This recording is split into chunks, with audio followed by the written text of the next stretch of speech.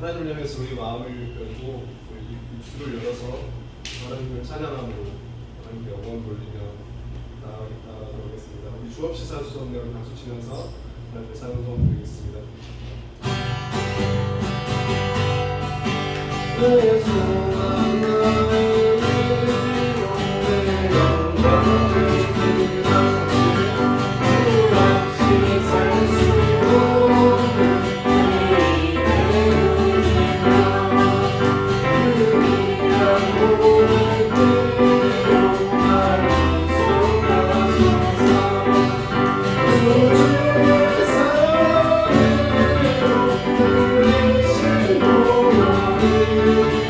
내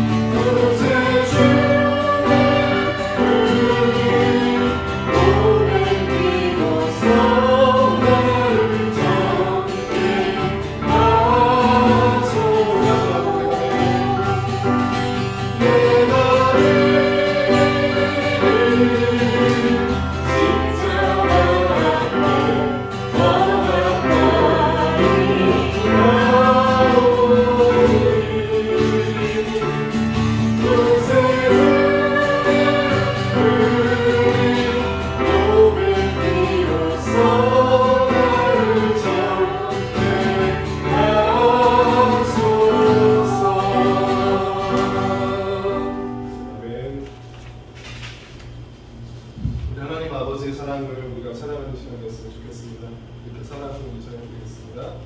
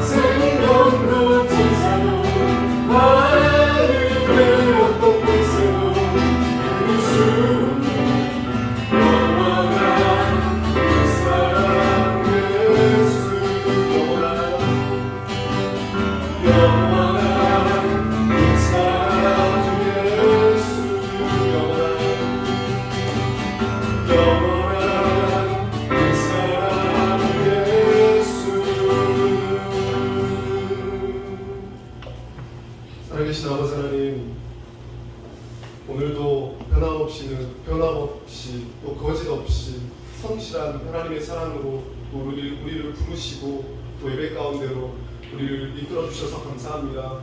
또한 이 시간 예배를 통해서 또 하나님의 변함없는 사랑과 또 거짓없는 사랑, 진실된 사랑을 우리가 알고 돌아가는 귀한 예배 시간이 될 수 있기를 원합니다. 성령 하나님께서 이 시간 충만하게 임재해 주셔서 예배를 방해하는 모든 낙한 세력 다 예수 그리스도의 이름으로 물리쳐 주시고 오직 성령 하나님의 나타나심과 역사하심만이 있는 또 하나님의 영광만이 나타나고 또 하나님께 영광만을 돌리는 그런 귀한 예배 시간 될 수 있도록 하나님 역사하여 주시옵소서. 살아계신 예수님의 이름으로 감사하며 기도합니다. 아멘.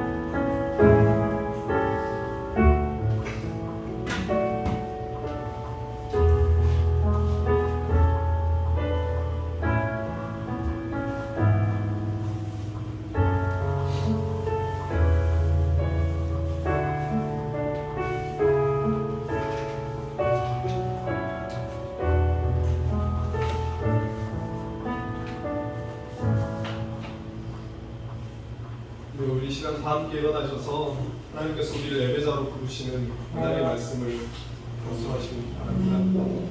우리 다 함께 일어나셔서 하나님께서 우리를 예배자로 부르시는 언약의 말씀을 경청하시겠습니다. 온 땅이여 여호와께 노래하며 그의 구원을 날마다 선포할지어다. 그의 영광을 모든 민족 중에 그의 기이한 행적을 만민 중에 선포할지어다. 여호와는 위대하시니 극진히 찬양할 것이요 모든 신보다 경외할 것이며 만국의 모든 신은 헛것이나 여호와께서는 하늘을 지으셨도다. 하나님은 영이시니 예배하는 자가 영과 진리로 예배할지니라. 아멘. 하나님께서 우리를 예배자로 부르시는 말씀의 화답함으로 찬송가 38장 예수 위하여 함께 찬양하겠습니다.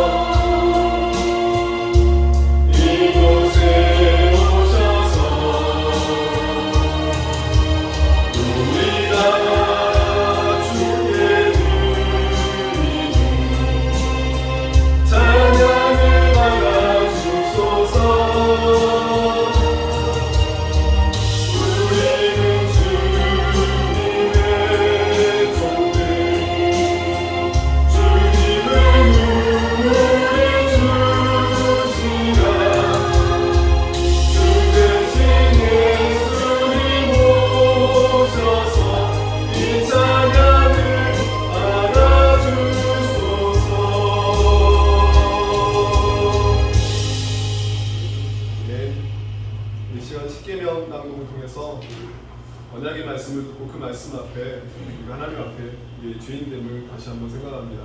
우리의 마음을 위로 향하여서 겸손히 나를 위해서 십자가에 못 박히신 예수 그리스도를 바라보시면서 언약의 말씀 이 십계명을 하나님 앞에서 함께 나누도록 하겠습니다. 제1은 너는 나 외에는 다른 신들을 내게 두지 말라. 제2는 너를 위하여 새긴 우상을 만들지 말고 또 위로 하늘에 있는 것이나 아래로 땅에 있는 것이나 땅 아래 물속에 있는 것에 어떤 형상도 만들지 말며 그것들에게 절하지 말며 그것들을 섬기지 말라. 제3은 너는 내 하나님 여호와의 이름을 망령되게 부르지 말라. 제4는 안식일을 기억하여 거룩하게 지키라. 제5는 내 부모를 공경하라. 제6은 살인하지 말라. 제7은 간음하지 말라. 제8은 도둑질하지 말라. 제9는 내 이웃에 대하여 거짓 증거하지 말라. 제10은 내 이웃의 집을 탐내지 말라. 아멘. 함께 자리 앉겠습니다. 문장의 말씀 10계명을 통해서 하나님 앞에 우리의 죄인됨을 다시 한번 기억하고 또 공적으로 하나님 앞에 회개하는 그런 시간입니다. 자신과 가정과 또 교회와 또 나라와 민족을 위해서 우리의 마음을 하나님 앞에 찢으며 회개하며 하나님 앞에 나아가도록 하겠습니다. 우리 다 함께 기도하겠습니다. 살아계신 아버지 하나님, 하루하루의 삶이 모든 것이 하나님의 은혜이며 하나님의 궁극하심임을 주님 알고 있음에도 주님 그렇게 감사하지 못하고 또 하나님의 모든 공급하심과 그 은혜를 주님 그저 당연한 것으로 여기며 살았던 그 시간들을 주님 용서하여 주시옵소서. 아버지 하루하루의 시간들이 또 하루하루 우리가 아버지 작은 것 하나하나 모든 것이 하나님께서 우리에게 베푸신 은혜이며 하나님께서 우리에게 공급하신 것들에도 불구하고 주님 내 힘으로 살아가는 것처럼 내가 열심히 모든 것을 다 얻어내서 살아가는 것처럼 그렇게 아버지 하나님 교만했던 마음을 강팍했던 마음을 교만했던 이 마음을 주님 긍휼히 여겨주시고 주여 깨뜨려 주시고 부서지게 해주시고 낮아지게 하여 주시옵소서. 아버지 또한 기도하는 것은 하나님 내 아버지께서 만왕의 왕이 되시고 또한 만왕의 또 주인 되심을 주님 알고 있음에도 불구하고 그렇게 고백은 하지만 하나님을 만왕의 왕, 나의 왕으로 또 나의 가정의 왕으로 아버지 또한 이 나라와 민족의 또한 세계의 아버지 만왕의 왕 되심을 인정하지 않고 주님 내가 왕이 되어서 그렇게 내 마음대로 내 뜻대로 내가 하고 싶은 대로만 살아갔던 시간들을 주여 용서하여 주시옵소서. 하나님의 명령을 따르기보다도 하나님의 말씀 따르기보다도 내 육체의 욕망과 내 육체의 욕심과 내 육체의 자아만을 위해서 살아갔던 그 시간들을 용서하여 주시옵소서. 다시 하나님을 하나님 대신 하나님으로 모실 수 있도록 하나님 나의 참된 주인으로 나의 가정의 왕으로 나의 가정의 주인 대신 주인으로 그렇게 모실 수 있는 은혜를 허락하여 주시옵소서. 하나님 또한 기도하는 것은 하나님께서 우리를 하나님의 백성으로 부르심은 그저 이 땅에서 잘 먹고 잘 살다가 주님 호의호식 하다가 그렇게 하나님 앞에 서는 것이 아니라 하나님의 자녀되고 하나님의 백성됨의 그 삶의 목적과 이유가 있음에도 불구하고 하나님 백성됨의 목적과 이유를 잊어버리고 그저 하루하루 그렇게 바쁘게 살아갔던 시간들을 용서하여 주시옵소서. 하나님께서 우리를 부르심을 나를 부르심을 그 이유와 목적을 다시 한번 깨닫게 해주시고 하나님의 이름을 높이고 하나님께 영광을 돌려드리고 아버지 사람들에게 주의 이름을 높여드리는 시간을 될 수 있도록 아버지 역사해 주십시오. 이 시간 아버지 하나님 앞에 또한 나왔는데 아버지 하나님 세상의 때와 주여 얼룩으로 아버지 하나님 얼룩져 있습니다. 아버지 저희 몸과 마음을 주님께 십자가에 살리신 그 피로 깨끗하게 씻겨주십시오. 이 시간 아버지 하나님 앞에 예배하는 이 장소에 주의 십자가의 보혈이 충만하게 역사하여 주시고 주의 보혈로 이곳을 덮어주시옵소서. 주님 그래서 우리의 죄를 보지 마시고 주의 십자가를 보아주시고 우리를 위해서 십자가에 달린 예수님을 보아주셔서 주님 우리를 하나님 받아주시옵소서. 하나님 받으시는 사람 되게 하여 주시옵소서. 살아계신 예수님의 이름으로 기도합니다. 아멘. 하나님은 참으로 통회하며 회개하는 자에게 은혜와 긍휼이 풍성하신 하나님이십니다. 우리 시편 86편 말씀을 통해서 우리 하나님 아버지가 다시 한번 어떤 분이신지를 우리 확인하도록 하겠습니다. 우리 함께 낭독하겠습니다. 주는 선하사 사죄하기를 즐거워하시며 주께 부르짖는 자에게 인자하니 구하심이니이다. 나의 기도에 귀를 기울이시고 내가 간구하는 소리를 들으소서. 나의 환난 날에 내가 주께 부르짖으니 주께서 내게 응답하시리이다. 아멘. 우리 계속해서 화면을 보시면서 사도신경으로 우리의 신앙을 함께 고백하겠습니다. 나는 전능하신 아버지 하나님 천지의 창조주를 믿습니다. 나는 그의 유일하신 아들 우리 주 예수 그리스도를 믿습니다. 그는 성령으로 잉태되어 동정녀 마리아에게서 나시고 본디오 빌라도에게 고난을 받아 십자가에 못 박혀 죽으시고 장사된 지 사흘 만에 죽은 자 가운데서 다시 살아나셨으며 하늘에 오르시어 전능하신 아버지 하나님 우편에 앉아 계시다가 거기로부터 살아있는 자와 죽은 자를 심판하러 오십니다. 나는 성령을 믿으며 공교회와 성도의 교제와 죄를 용서받는 것과 몸의 부활과 영생을 믿습니다. 아멘. 오늘 함께 나눌 말씀은 마가복음 6장 1절에서 13절 말씀입니다. 신약 62페이지입니다. 함께 나눌 말씀은 마가복음 6장 1절에서 13절 말씀입니다. 신약 62페이지입니다.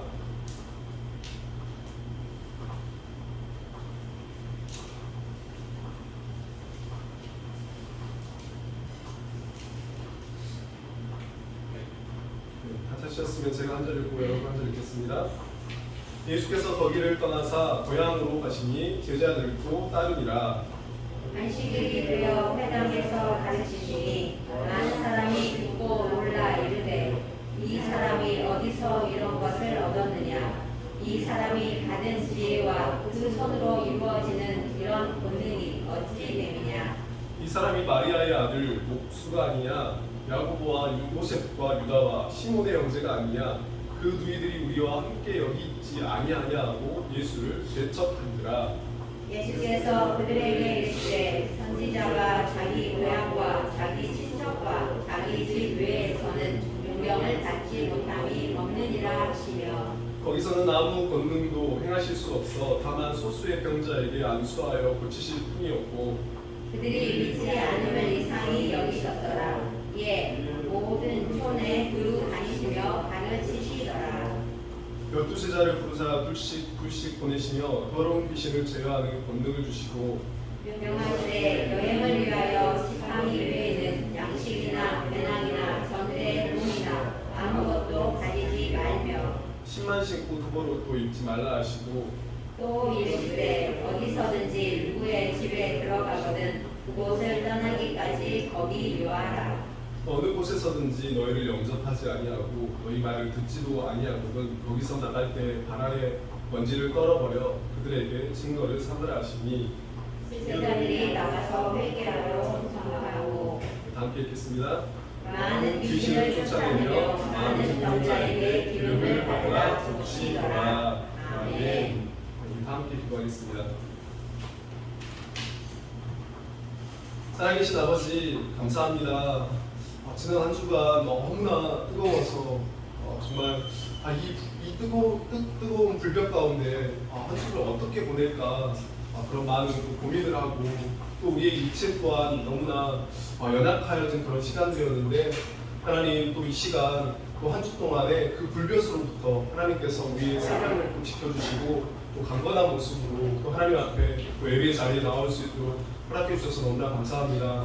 하나님 또 기도하는 것은 하나님 우리가 하나님 앞에 나왔지만 아버지 우리 마음 가운데는 이 무더운 여름 가운데 예배하기보다는 좀 더 쉬고 싶고 좀 더 잠을 자고 싶고 또 예배하기보다는 또 여행을 가고 싶은 또 그런 솔직한 마음들이 있습니다. 하나님 그런 마음들 있지만 하나님께서 그 마음보다도 하나님께서 더 큰 은혜 주셔서 더 큰 기쁨 주셔서 하나님 이 시간이 그 어떤 시간보다도 가장 즐거운 시간 또 감사가 넘치는 시간 될 수 있도록 하나님 역사하여 주시옵소서. 하나님 또 이 시간 주의 말씀 함께 나눕니다. 말씀을 전하는 자나 또 받는 자나 모두가 또 함께 기뻐하고 함께 아멘으로 화답하는 그런 시간 또 은혜가 넘치는 시간 될 수 있도록 성령 하나님 역사하시고 주님께서 인도하여 주시옵소서. 살아계신 예수님의 이름으로 기도합니다. 아멘. 이런 권능이 어찌 되느냐, 이런 권능이 어찌 되느냐라는 제목으로 우리가 함께 말씀 나누겠습니다. 우리 말씀 나누기 전에 우리 앞 뒤좌우로 잘 오셨습니다, 반갑습니다 인사하고 말씀 나누겠습니다. 감사합니다. 예수님께서는 다양한 모습으로 죄와 사망의 권세에 완전하게 붙들려서 소망 없는 인생, 또 죽어가는 그런 인생을 살아가고 있는 사람들에게 구원의 은혜를 베풀어 주셨습니다. 갈릴리 가버나움에서는 진리의 말씀을 듣지 못함으로 방황하는 수많은 사람들에게 하나님의 말씀으로 참 진리가, 참 하나님의 나라가 무엇인지를 가르쳐 주셨고, 이방인들이 살고 있는 이 데가볼리의 거라사 지역에 가셔서는 수천의 군대 귀신이 들려서 자아를 잃어버리고 하루하루 자신을 학대하면서 처참한 모습으로 죽어가는 인생에게 하나님의 권능으로 귀신을 쫓아내 주셔서 그 영혼을 온전케 하셨습니다. 그러나 이러한 하나님의 구원의 역사 앞에 모두가 예수님을 환호하고 또 영접하지는 않았습니다. 거라사 사람들은 한 영혼이 온전케 되는 것으로 인해서 기뻐하고 또 하나님께 영광을 돌리고 감사하는 것이 아니라 자신들의 소유 돼지 수천 마리가 바다에 빠져 죽는 것을 보고 예수님을 떠나시도록 강구합니다. 거라사 사람들은 자신의 소유를 잃어버리게 한 예수를 거부하고 인해서 자신들의 생명을 잃어버리는 어리석음을 범하는 모습을 봅니다. 그렇게 만왕의 왕, 또 만유의 주인 되신 예수님께서 환영받지 못하고 영접을 받지 못한 채 가버나움으로 돌아오십니다. 그리고 예수님께서는 자신들에게 몰려오는 수많은 사람들에게 또다시 말씀을 가르치십니다. 말씀을 가르치시던 중에 한 회당의 회당장인 야이로라는 사람이 와서 예수님 앞에 꿇어 엎드려 자신의 딸이 죽게 되었으니 손을 얹고 고쳐주시기를 간구합니다. 예수님께서는 야이로의 이 딱한 너무나 간절한 이 요청을 한 번에 허락하지 않으십니다. 야이로의 딸의 생명은 바람 앞에 등불과 같은 상황이라서 너무나 급박함에도 예수님께서는 어찌된 영문인지 야이로의 계속되는 간청을 듣고서야 그제서야 움직이십니다. 예수님께서 야이로의 집으로 가시려고 움직이자 주변의 수많은 사람들에게 에워싸인 채 길을 가십니다. 길을 가던 중에 12년 동안 혈루증 걸린 여인이 예수님의 옷가에 손만 대더라도 나을 수 있겠다는 그 믿음으로 예수님의 옷자락에 손을 댑니다. 12년간 이 병을 낫게 하기 위해서 할 수 있는 모든 수단과 방법을 동원했음에도 낫지 못하고 고통만 더했을 뿐이었는데, 여인의 믿음대로 예수님의 옷에 손을 대자 그 병이 깨끗하게 치유되었습니다. 이 사실을 여인도 알았고 또 예수님도 아셨습니다. 예수님께서는 주위를 둘러보시며 자신의 옷에 손을 댄 자가 누구인지를 찾으셨습니다.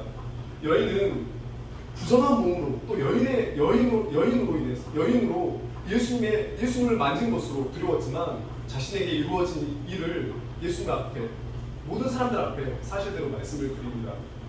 그리고 예수님께서는 여인에게 딸아, 내 믿음이 너를 구원하였으니 평안히 가라, 내 병에서 놓여 건강할지어다 라고 여인의 깨끗게 됨을 또 수많은 사람들에게 확증해 주십니다. 이러한 일들이 벌어지고 있는 사이에 불행하게도 야이로의 딸이 죽었다는 소식이 전해집니다. 예수님께서는 망연자실하고 있는 이 야이로에게 두려워하지 말고 믿기만 하라 말씀하시며 믿음을 놓지 말고 믿음을 끝까지 붙들라고 격려하십니다. 예수님께서는 이미 죽어있는 이 야이로의 딸에게 달리 다군 소녀야 일어나라 라고 말씀하시며 손을 붙들고 일으키시자 딸은 예수님의 말씀대로 죽음에서 깨어 일어나게 됩니다. 야이로는 끝까지 믿음을 붙들므로 인해서 죽어있는 자신의 딸을 깨우고 하나님의 영광을 나타내게 됩니다. 거라사의 광인, 또 혈루증이 걸린 여인, 또 야이로의 딸을 통해서 우리가 알 수 있는 것은 예수님은 참 생명이시고 예수님은 참 구원이시라는 것을 우리는 알 수 있습니다.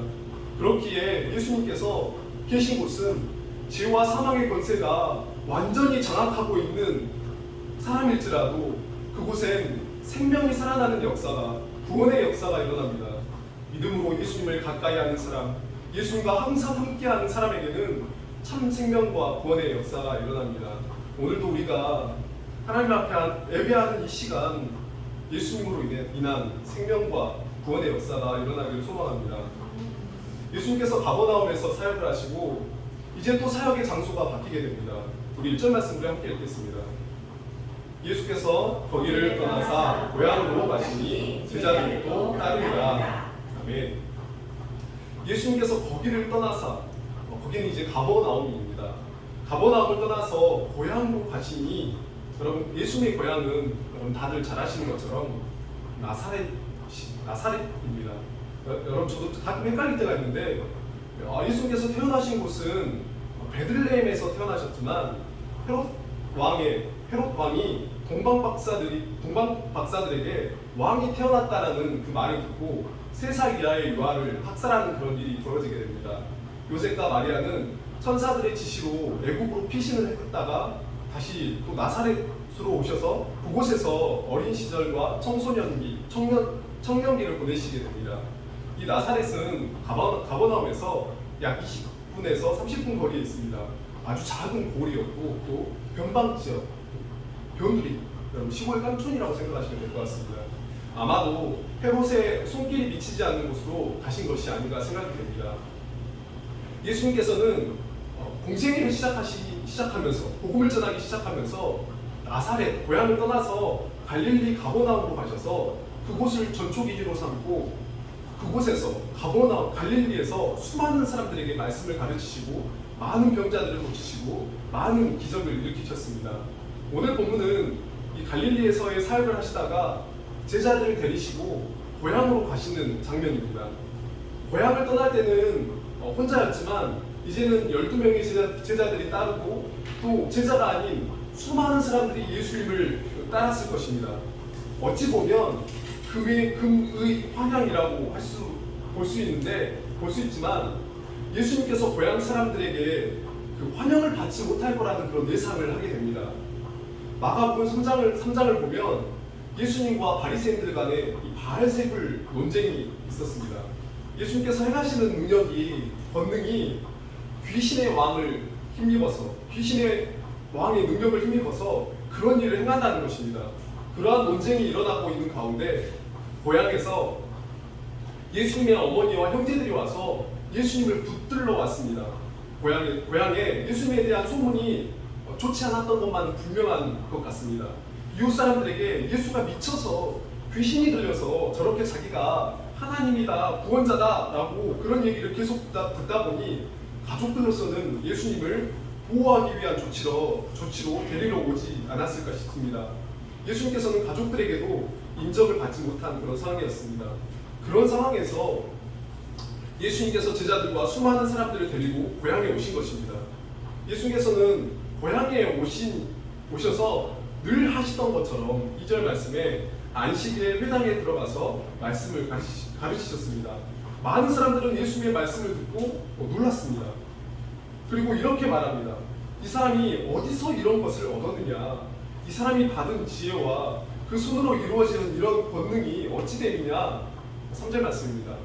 이 사람이 마리아의 아들 목수가 아니냐? 야고보와 요셉과 유다와 시몬의 형제가 아니냐? 그 누이들이 우리와 함께 여기 있지 아니하냐 하고 예수를 배척한지라. 안식일날 회당에서 말씀을 가르치시자 회당 안에 있던 많은 고향 사람들은 예수님의 말씀을 듣고 놀라게 됩니다. 왜 놀라게 되냐면 당시 회당에서 말씀을 가르치는 이 율법 선생들은 자신의 스승에게 배운 것을 전했기 때문에 스승의 가르침을 벗어나거나 확장되지 않았습니다. 그래서 그 말이 그 가르침 정도였습니다. 그런데 예수님께서는 누구에게서 가르침을 받고 말씀을 전하는 것이 아니라 자신이 곧 하나님이시기 때문에 하나님의 말씀을 직접 전하는데 여러분 안 놀랄 수가 없는 것입니다. 하나님의 말씀이 선포되는 곳에서의 여러분 정상적인 반응은 어떤 반응이냐면 하나님의 말씀을 듣고 믿음을 갖게 되는 것입니다. 그런데 나사렛 사람들의 반응이 어떠냐면 어떻게 이들이 말하냐면 이 사람이 받은 지혜와 그 손으로 이루어지는 이런 권능이 어떻게 된 거냐? 이 사람이 마리아의 아들 목수가 아니냐? 그 형제들이 누이들이 우리와 함께 살지 않느냐라고 이렇게 반응합니다. 이것은 무슨 말이냐면 고향 사람들이 예수님의 어린 시절부터 얼마 전까지 내가 그렇게 보아왔는데 어떻게 살았는지를 알고 있다는 것입니다. 예수님께서 어떻게 자라셨는지, 무슨 일을 하셨는지, 누구에게 가르침을 받았는지 예수님에 관해서 잘 알고 있다는 것입니다. 그리고 그들이 하는 말이 이 사람이 마리아의 아들 목수가 아니냐라는 이 말은 여러분 예수님에 대한 모욕과 모독을 하는 말입니다.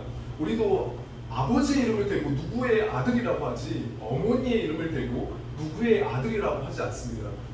요셉의 아들이라고 해야 맞는데 마리아의 아들이라고 하는 것은 아버지 없이 큰 사람, 애비 없이 자란 사람이라는 말입니다. 아버지도 없이 자란 녀석이 무슨 자기가 구원자냐, 하나님이냐라는 것입니다. 형제들을 거론하는 것은 우리가 예수님의 형제들도 다 알고 있다는 것입니다. 고향 사람들은 예수님에 대해서 100% 다 알고 있는데 아무리 놀라운 말씀을 전하고 그 손으로 기적을 행할지라도 예수가 구원자일 리가, 하나님일 리가 없다는 것입니다. 그리고 그들은 예수님을 배척합니다.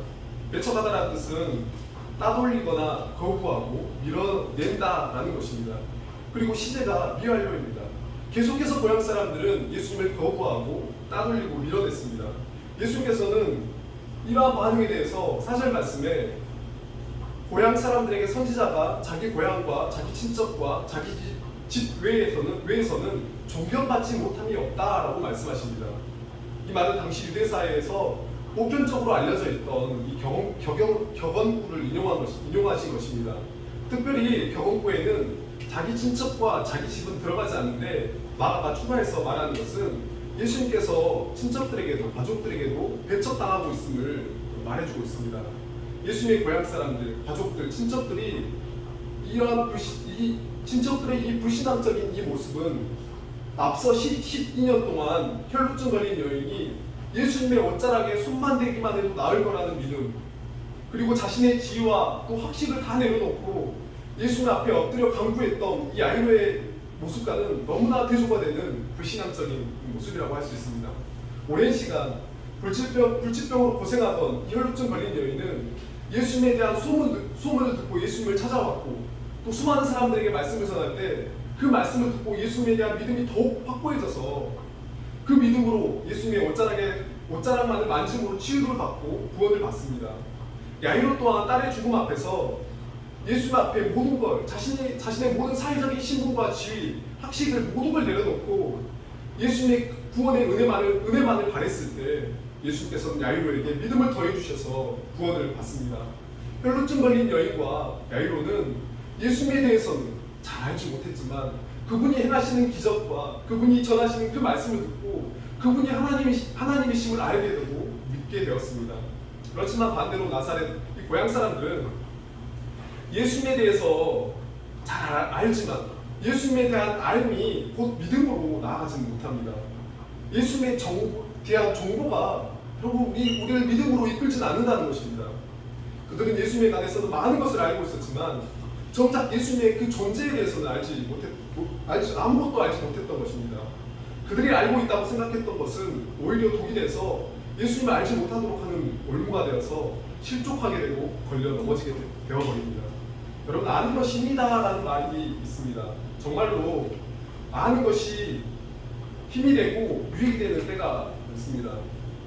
제가 결혼을 하고 신혼여행을 유럽 여행을 가면서 사모님이 공부를 되게 많이 하고 가야 된다고 여행 갈 때까지 비행기 타고 갈 때까지 그렇게 자주 얘기를 했는데 제가 말 안 들었습니다. 그냥 가서 보면 되지 뭐 굳이 뭘 그렇게 공부하고 가야 되냐고 그냥 갔는데 저희가 그 자유여행으로 가이드가 없으니까 어떤 유명한 여행지에 가서도 충분히 알지 못하니까 뭐 파리의 어떤 노트르담 성당 거기 가서도 그냥 멋있다, 경치 좋다 이렇게 끝나버린 그런 경우가 많았고요. 제일 바보 같았던 것이 눈앞에 루브르 박물관을 앞에 두고도 안 갔던 것이 되게 후회가 됐습니다. 나중에 돌아와서 책을 보니까 정말 공부해서 갔으면 알고 갔으면 훨씬 더 유익하고 재미있었겠다라는 그런 후회를 하게 됐습니다. 여러분, 그런데 한편으로는 우리가 알고 있으니 유익이 되지 않고 또 선입견과 편견을 갖게 되는 경우가 있는 것 같습니다. 여러분도 페이스북 하시는지 모르겠는데 제가 페이스북을 보는데 십 년이 지났는데 익숙한 얼굴이라서 한번 그분의 페이지에 한번 들어가 봤습니다. 그런데 제가 깜짝 놀란 것은 이분이 광신대 그 학부로 같이 다닐 때는 이제 수업을 같이 듣고 그러니까 맨날 지각하고 공부도 뭐 그렇게 열심히 하는 것도 아니고 그 아웃사이드 인간관계도 별로고 아무튼 그런 모습이었습니다.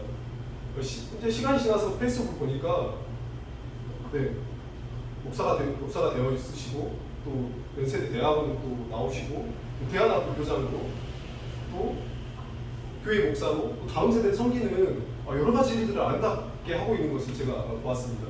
그래서 제가 사람을 정말 모르겠구나. 한순간 한시기의 모습으로 사람을 평가하거나 선입견과 편견을 가져서는 안 되겠다라는 그런 생각을 하게 되었습니다. 여러분 세상에서 제일 무서운 사람이 책 한 권을 읽고 모든 것을 자기가 다 알고 있다고 착각하는 사람이라고 합니다. 오늘 본문의 나사렛 사람들이 바로 그런 오류에 빠져 있는 것입니다. 정말 지혜로운 사람은 어린아이의 말과 행동 속에 배울 점이 있다면 나이를 따지지 않고 배우는 사람이 지혜로운 사람인 것 같습니다. 회당장 야이로는 회당의 예배를 집도하는 높은 학식과 또 재판을 할 수 있는 사람, 또 구약의 율법을 정말 빠삭하게 잘 알고 있었던 그런 사람이었습니다. 그러나 그는 그러한 학식과 또 재판에 대한 법에 대한 지식, 또 율법에 대한 지식을 예수님 앞에 내려놓았습니다. 자기보다 나이가 한참이나 어린 사람에게 예수님 앞에 그 발 앞에 엎드릴 줄 알았던 사람입니다. 예수님께서 살아계셨을 때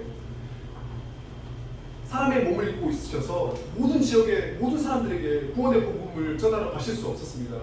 예수님께서는 이 고향이 나사렛에 가버나움에서 행하셨던 가난한 자들에게 약한 자들에게 행하셨던 수많은 기적과 이적을 행하고 말씀을 전해주시기를 원하셨습니다.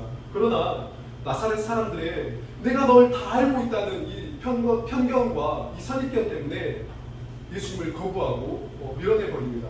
그래서 예수님은 나사렛에서 어떤 권능도 행하실 수 없었습니다. 여러분 성경에서 하나님을 가장 많이 알고 있는 사람을 꼽으라면 여러분 단연코 모세를 들 수 있습니다. 그는 하나님을 대면하여 알았던 그런 사람이었습니다. 모세가 하나님을 광야에서 처음으로 하나님을 만나는 그 장면을 보면 굉장히 신기하기도 하지만 굉장히 부럽게 느껴집니다.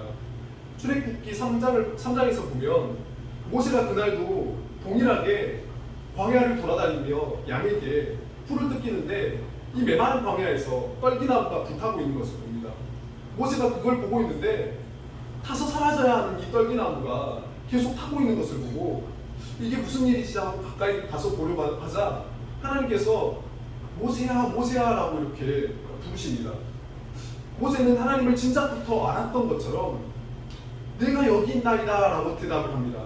그리고 모세는 하나님과의 어떤 친밀한 관계를 맺으면서 하나님과 대화를 하며 이스라엘의 민족을 이끌어갑니다. 그렇게 모세가 하나님과의 친밀한 관계를 통해서 하나님이 어떤 분이신지를 누구보다 많이 알았을 텐데 모세는 하나님께 구하는 것이 땅 주세요, 돈 주세요, 다른 어떤 세상의 어떤 많은 어떤 것들을 더 내게 주세요라고 그렇게 구하는 것이 아니라 모세가 구하는 것이 뭐냐면 하나님을 내게 보여주십시오라고 이렇게 구합니다. 하나님 내가 하나님을 더 많이 알고 싶습니다라고 하는 것입니다. 그때 하나님께서 모세에게 출애굽기 33장에서 내가 내 얼굴을 보지 못하지만 내 등을 볼 것이다 라고 하고 하나님의 등을 보여주시고 모세는 하나님의 등을 보았던 사람입니다.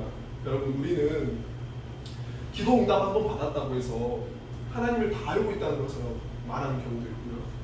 성경을 조금 알고 있다고 해서 하나님을 다 아는 것처럼 생각하고 또 예배를 몇 번 들었다고 해서 교회를 몇 번 왔다고 해서 하나님을 다 알고 아는 것처럼 많은 사람도 있고 교회를 오래 다녔다고 해서 하나님을 다 아는 것처럼 생각하는 사람들이 있습니다. 다 알고 있다고 착각하는 순간 내 삶에 하나님 예수님께서 행하시는 기적은 볼 수 없습니다. 우리가 아무리 성경 66권을 다 외우고 있다고 할지라도 기도를 하루에 10시간씩 하고 있을지라도 나를 통해서 수많은 기적이 일어나더라도 우리의 하나님에 대한 알은 빙산의 일각일 뿐입니다. 우리가 예수님 앞에 나아갈 때나 또는 예수님께서 우리 삶에 찾아오실 때 중요한 것은 우리가 가지고 있는 것들을 다 내려놓고 겸손하게 예수님의 그 말씀을 듣고 그 말씀이 맞다면 아멘으로 받고 순종하는 것입니다. 사람의 출신이나 외모나 학력으로 또 자라온 환경으로 하나님의 말씀을 평가하는 것이 아니라 누가 하나님의 말씀을 전하든지 전해지는 그 말씀이 하나님의 말씀이라면 배척하는 것이 아닌 따돌리거나 거부하거나 밀어내는 것이 아닌 겸손하게 그 말씀 받고 아멘으로 화답하여서 예수님을 구원자로 또 하나님으로 믿고 고백함으로 인해서 우리의 삶 가운데 하나님께서 행하시는 아름다운 일들이 많았으면 좋겠습니다. 예수님께서는 나사렛에서 아무 권능도 행하시지 못하고 소수의 병자들에게만 안수하여 고치시고 고향 사람들의 믿지 않음을 이상하게 여기시고 모든 촌에 두루 다니시며 가르치시고 7절 말씀에 12제자를 부르시고 그들을 전도하기 위해서 파송을 보내십니다. 6장 1절 말씀 보면 예수님께서 고향으로 가시니 제자들도 따르니라 라고 말씀합니다. 여러분, 제자는 예수님께서 가시는 곳이 어디라도 따르는 사람이 제자입니다. 예수님께서는 고향으로 제자들을 데리고 가셨던 이유는 첫 번째는 고향의 복음을 전하시기 위함이었고 두 번째는 예수님께서 제자들을 훈련시키기 위함이었습니다. 그런데 그 훈련이 어떤 훈련이냐면 예수님께서 고향 사람들에게 그리고 가족과 친척들에게 배척받는 것을 보여주시는 것이 바로 제자들의 훈련이었습니다. 여러분, 무슨 제자 훈련이 그러냐라고 생각되실 것입니다. 저도 만약에 제 제자가 있다면 제자들 데리고 스승이 사람들에게 존경받고 환영받는 모습을 보여주고 싶지 사람들에게 배척받는 모습을 보여주고 싶진 않을 것 같습니다. 그러나 예수님께서는 제자들을 모든 촌으로 둘씩 전도를 보내시면서 제자들이 당해야 할 일들을 미리 보여주시고 미리 경험하게 하신 것입니다. 복음에 대해서, 예수에 대해서 누구나 호의적이거나 환영하지 않습니다. 자기 가족, 친척들마저도 예수를 거부하는 모습을 통해서 예수님께서 제자들에게 당부하고 싶은 것은 너희들 마음을 단단히 먹으라는 것입니다. 결코 너희들이 원하는 것처럼 나를 따르니 세상의 성공과 번영으로 인한 사람들의 환영과 환호가 아니다. 나를 따르면 세상 사람들에게 배척을 받고 고향 사람들에게도 배척을 받고 자기 가족과 친척들에게조차도 배척받을 수 있으니 마음을 굳게 먹고 나를 따르고 복음을 전하는 일을 하는 사람이 되어야 한다는 것입니다. 우리가 무슨 일을 하더라도 마음을 단단히 먹지 않으면, 굳게 먹지 않으면 도중에 넘어져서 포기하고 뒤돌아서 후퇴하게 됩니다. 우리 신앙 또한 마찬가지입니다. 예수를 믿는다는 것은 예수님이 가시는 곳이라면 그 자리가 배척을 당하고 수치를 당하고 고난을 당하는 곳이라도 따르는 사람이 진정으로 예수님을 믿는 사람입니다. 예수님을 믿으면 꽃길만 걷게 된다고 말할 수 있으면 좋겠지만 예수님이 가시는 곳이라면 어디든지 따라갈 수 있는 마음, 예수님께서 말씀하신다면 그 말씀이 나에게 유익이 되지 않아도 도리어 손해가 되더라도 내 것을 잃어버리게 될지라도 하나님의 말씀이라면 순종할 수 있는 그런 마음이 우리 모두에게 있었으면 좋겠습니다. 고린도전서 16장 13절 말씀 우리 같이 함께 읽겠습니다. 깨어 믿음에 굳게 서서 남자답게 강건하라. 아멘. 언제나 변함없이 깨어 믿음에 굳게 서서 남자답게 강건하여서 예수님께서 가시는 곳이라면 어디든지 따르고 우리에게 원하시는 일들, 복음을 전하는 일, 전도하는 일을 감당할 수 있는 예수님의 진정한 제자가 되었으면 좋겠습니다. 예수님께서 그렇게 배척받으시는 이 모습을 보여주시고 훈련을 시키시고 또 전도를 보내실 때 예수님께서는 아무것도 주지 않은 채 보내신 게 아니라 권능을 주시며 보내십니다. 예수님을 믿는 자들에게는 하나님의 권능이 함께함을 믿으셨으면 좋겠습니다. 그리고 둘씩 보내십니다. 둘씩 보내시는 이유는 신명기 19장에 보면 어떤 죄에 대해서 사건을 판결할 때 최소의 증인의 수는 2명이었습니다. 복음에 대해서, 예수에 대해서 증언하는 사람은 최소 2명으로 짝을 지어 보내신 것입니다. 혼자가 아닌 둘은 여러분 참 좋은 것 같습니다. 저희들이 직장에 다닌다는 이유로, 직장이 아니라 알바 다니면서 다닌다는 이유로 참 기도하는 일, 또 말씀 보는 일에 많이 소홀했습니다. 말씀 잘 읽지도 못했고 기도도 잘 하지 못했는데 금요일부터 집사람이 우리가 30분 동안 같이 저녁 때 기도하자고 해서 이제 금요일부터 9시부터 10시까지 집에서 찬양하고 말씀 읽고 또 기도하기로 했습니다. 함께 기도할 수 있는 사람이 있으면 참 감사했습니다. 여러분 지금도 함께 예배할 수 있어서 여러분들에게 참 감사하고 하나님께서도 감사합니다. 우리가 아쉬운 것은 지금 저희가 주일에만 모여서 예배밖에 드릴 수 없는 그런 상황이지만 하나님께서 인도해 주셔서 평일에도 함께 모여서 기도하고 또 찬양하고 또 말씀을 나누는 그런 일들이 있을 수 있게 되면 참 좋겠다는 생각을 했습니다. 여러분 지금 찾고 있는데요. 함께 여러분 기도해 주시면 감사하겠습니다. 예수님께서 제자들을 전도를 보내시면서 가지고 가야 할 것에 대해서 이제 명령하십니다. 여러분 권면이 아니라 제한이 아니라 명령이십니다. 8절 말씀을 보면 명하시되라고 명령하십니다. 제한이 아니라 명령입니다. 전도하러 갈 때 지팡이 외에는 양식이나 배당이나 전대의 돈이나 아무것도 가지지 말며 신만 신고 두벌옷도 입지 말라는 것입니다. 전도하러 갈 때 최소한의 것만을 가지고 가라는 것입니다. 하나님의 사역을 할 때 최소한의 것만을 가지고 하라는 것입니다.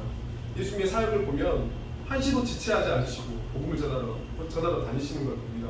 어떤 곳에서도 예수님께서는 집을 사놓거나 땅을 사놓지 않으셨습니다. 복음을 전하시고 그 일이 끝나면 지체 없이 또 다른 곳으로 복음을 전하러 가셨습니다. 전도하는데 복음을 전하는데 많은 것들을 가지고 있으면 많은 것들을 소유하고 있으면 복음을 전하는 일에 방해가 될 수 있습니다. 하나님의 일에 방해가 될 수 있습니다. 왜냐하면 가지고 있는 것, 소유하고 있는 것, 내가 손에 움켜쥐고 있는 것을 의지하고 하나님을 의지하지 않게 됩니다. 얼마 전에 유튜브에서 아프리카 어떤 나라인지 모르겠는데 그 교회에서 목사님이 예배를 인도하고 있는데 갑자기 강도가 들어와서 목사님이 그 차고 있는 몸에 걸치고 있는 그런 차고 있는 13억의 상당의 보석을 빼앗아갔다고 합니다.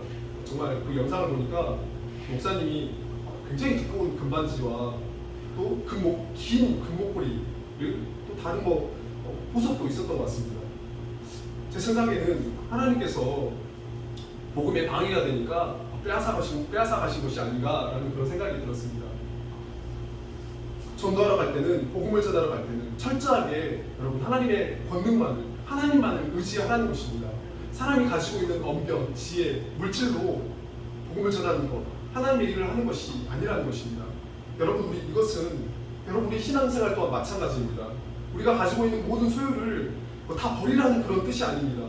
소유의 만고천금이 문제가 아니라 내가 가진 것들을 움켜쥔 채 하늘 아버지를 향해서 손을 펴지 않고 하나님을 의지하지 않게 되면 하나님의 역사는 우리 삶 가운데 일어나지 않습니다. 우리에게 이러한 기도가 필요한 것 같습니다. 하나님 겸손한 마음을 주십시오. 하나님을 의지하지 않으려는 교만한 마음, 강팍한 마음을 깨뜨려 주시고 낮아지게 해주십시오. 전도도 우리의 신앙도 하나님만을 의지하고 하나님의 권능만을 붙들 때 전도는 되어지고 우리의 신앙 또한 승리할 수 있습니다. 예수님께서도 복음이 전해지는 그 마을에 10절 말씀을 보면 어디서든지 누구의 집에 들어가거든 그곳을 떠나기까지 거기 유하라 라고 말씀합니다. 복음이 전해지는 그 집에 머무르라는 것입니다. 그 집이 가난하든지 부자든지 그런 거 상관하지 말고 머무르라는 것입니다. 이것저것 가려서 복음을 전하지 말고 누구든지 복음을 전하고 누구든지 복음을 받아들이면 그곳을 떠나기까지 머무르라는 것입니다. 저는 이 말씀이 개인적으로 참 위로가 되었습니다. 복음을 전하는데 또 때로는 읍소도 하고 사정도 하고 좀 불쌍하게 보여라 이렇게 말씀하지 않으시고 복음을 전하고 받아들이면 당당하게 그 집에 유해라 라는 그 말씀이 복음을 전하는 자나 받는 자나 모두에게 당당할 수 있음에 감사하는 마음을 갖게 되었습니다. 그리고 11절 말씀에 어느 곳에서든지 너희를 영접하지 아니하고 너희 말을 듣지도 아니하거든 거기서 나갈 때 발 아래 먼지를 떨어버려서 그들에게 증거를 삼으라 하시니 전도할 때 어느 곳에서든지 너희를 받아주지 않고 말도 듣지 않으면 거기서 나갈 때 발 아래 먼지를 떨어버려서 그들에게 증거를 삼으라고 말씀하십니다. 당시 유대인들은 버림받은 사람들이라고 이방인들을 생각했습니다. 그래서 이방인들의 지역을 다녀오면 신발을 터는 그런 관례가 있었습니다. 부정한 흙을 털어버린다는 그런 의미를 갖고 있지만 여기서 발 아래 먼지를 털어버려서 그들에게 증거를 삼는 것은 복음을 전했는데 복음을 받아들이지 않고 심판을 자초한 책임은 복음을 거부한 사람에게 있다는 것입니다. 복음은 여러분 양면성을 가지고 있습니다. 복음은 믿는 자에게는 구원의 도입니다. 그러나 복음을 거부하는 자에게는 심판의 도입니다. 그런데 이러한 구원과 심판을 전해야 하는 책임이 바로 성도들에게, 우리에게 주어졌다는 사실입니다. 여러분, 사실은 이 세상에 여러분 유일한 소망은 바로 우리들, 바로 여러분 성도들입니다. 마태복음 24장 14절 말씀입니다. 이 천국 복음이 모든 민족에게 증언되기 위하여 온 세상에 전파되리니 그제야 끝이 오리라. 천국 복음이 모든 민족에게 증언되려면 성도들이, 믿는 자들이 전해야 합니다. 믿는 자들이 모든 민족에게 복음을 전하면 그때야 끝이 온다고 말씀하십니다. 이 땅에 구원이 임하는 통로, 이 땅의 심판의 통로가 바로 여러분 우리들인 것입니다. 제자들은 예수님의 그 말씀에 순종하여서 전도하러 각 촌으로, 각 마을로 갑니다. 그리고 회개하라고 전파하고 예수님께서 행하셨던 일을 동일하게 합니다. 하나님의 권능으로 많은 귀신을 쫓아내고 많은 병자들에게 기름을 바르고 고칩니다. 예수님만이, 그리고 예수님의 제자들만이 행할 수 있는 일이 아니라 예수님을 믿는 모든 사람들은 복음을 전하고 귀신을 쫓아내고 병든 자를 치유하는 능력이 있음을 믿으셨으면 좋겠습니다. 예수님과 믿음으로 함께하는 사람, 또 믿음으로 예수님 앞에 나아가는 사람, 믿음으로 말씀에 순종하는 사람이 바로 우리들, 그리고 예수 품는 교회가 되어서 복음을 전하는 일이 일상이 되고 또 기적이 일어나는 것이 일상이 되는 그런 우리 교회 또 성도들 통역들 다 되시기를 예수님의 이름으로 축복하겠습니다. 네, 기도하겠습니다. 살아계신 아버지 하나님, 오늘 예수님께서 고향에도 사랑하는 또 가족과 친척들에게도 또 사랑하는 이웃들, 친구들에게도 사랑하는 마음으로 그들에게도 구원의 은혜를 베풀어 주시고자, 또 병든 자들에게 고향에서 또 병으로 인해서 고통받고 있는 또 사랑 이웃들에게도 또 그들에게도 주님 기적을 또 베풀어 주시기 위해서 가셨는데, 또 고향 사람들은 예수님을 가대서 예수님에 대해서 알고 있다는 그 정보만을 가지고 또 예수님을 하나님 되심을, 또 구원자 되심을 거부하고 배척하고 예수님을 밀어내버리는 그런 모습을 봅니다. 그러함으로 말미암아서 그런 믿음 없는 모습, 불신앙으로 인하여서 예수님께서 아무 권능도 행하시지 못하는 그런 안타까운 모습을 봅니다. 주님, 혹시 혹여나 우리도 예수님의 존재를 알지 못하고 예수님에 관한 정보만을 알고 있는 것으로, 모든 걸 다 알고 있는 것으로 착각함으로 인하여서 우리 삶에 또 예수님께서 베풀어 주시고자 하시는 것이 있는데 그것을 받지 못하고 또 예수님을 알지 못하는 그런 사람들이 되지 않도록 주님 도와주시고, 정말 예수님의 존재를 아는 사람들이 되게 해주십시오. 예수님께서 행하신 일들, 예수님께서 우리가 말씀해 주셨던 그 말씀을 통하여서 예수님이 우리의 하나님 되심을, 우리의 구원자 되심을, 만왕의 왕이 되시고 만유의 주가 되시고 창조주가 되시는 하나님을 알게 해주셔서 예수님을 그렇게 나의 주, 나의 하나님으로 고백하는 사람들이 될 수 있게 해주시고, 또 우리가 가지고 있는 그 믿음으로 인하여서 또 우리가 예수께서 믿는 자들에게 맡겨주신 복음 전하는 일들을 감당할 수 있게 해주시고, 또 복음을 믿음으로 전할 때 또 우리를 통하여서 예수님의 권능이 나타나는 그런 우리의 교회 또 소문이 다 될 수 있도록 하나님 도와주시옵소서. 살아계신 예수님의 이름으로 기도합니다. 아멘.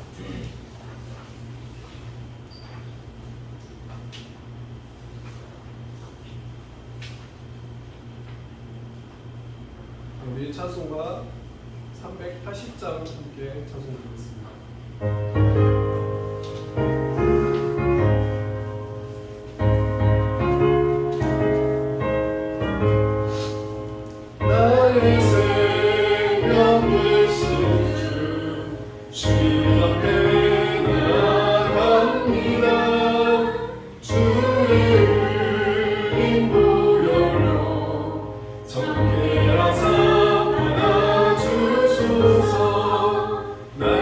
날마다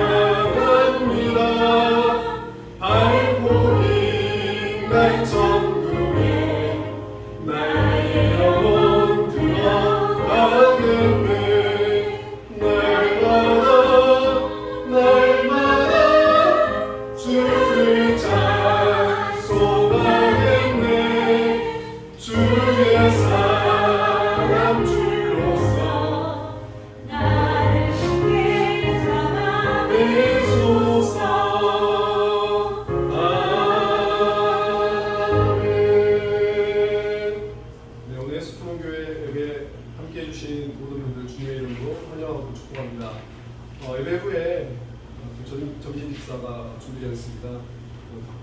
사모님께서 항상 점심 식사 오늘 메뉴는 항상 무엇으로 할까 고민하시는데 오늘도 항상 맛있는 걸 준비해 주셔서 오늘 또 즐거운 교제 나누시기 바랍니다. 후원하는 국내 장애아동과 빈곤 해외 빈곤아동 또 요르단 선교사님을 위해서 우리 함께 기도해 주시고요.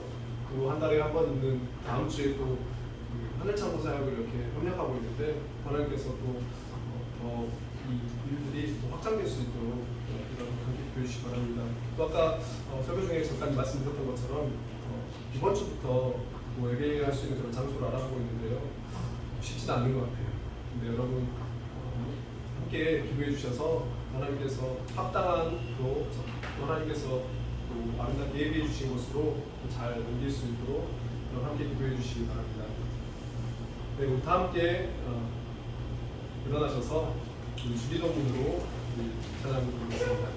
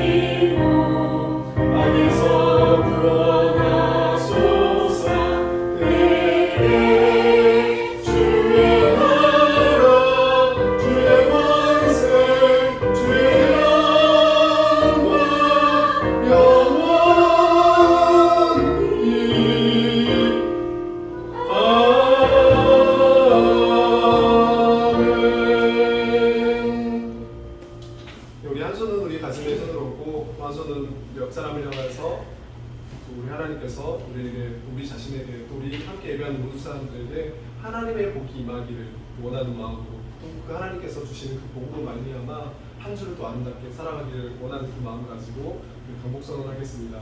우리 다 함께 낭독하겠습니다. 여호와는 내게 복을 주시고 너를 지키시기를 원하며 여호와는 그의 얼굴을 내게 비추사 은혜 베푸시기를 원하며 여호와는 그 얼굴을 내게로 향하여 드사 평강 주시기를 원하노라 할지니라 하라. 아멘.